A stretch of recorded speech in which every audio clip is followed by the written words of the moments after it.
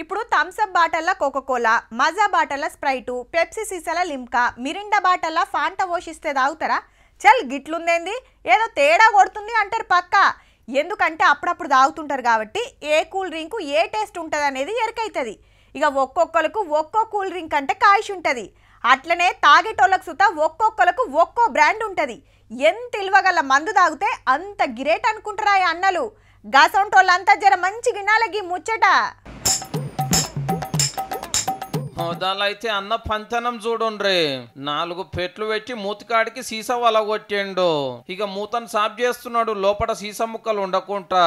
ఏం లేకుంటే అంత క్లీన్ చేసినాక అసలు కమాయి. ఖాళీ బాటలకు చిన్నగా మందంపుతున్నాడు గౌరవ పెట్టి.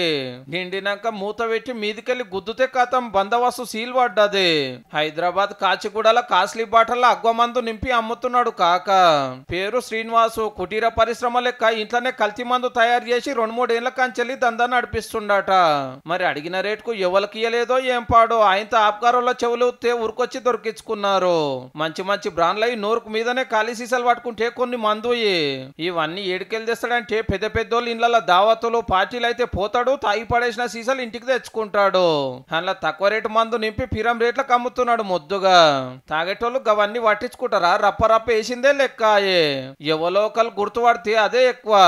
కాబట్టి దోస్తుగాడు అగ్వకు పిరం మందు తెస్తున్నాడు. తెలిసినోడు తక్కువ రేటుకి ఇస్తాడని ఆశపడితే గిట్లాగమైతారు. జర చూసుకోండి మరి.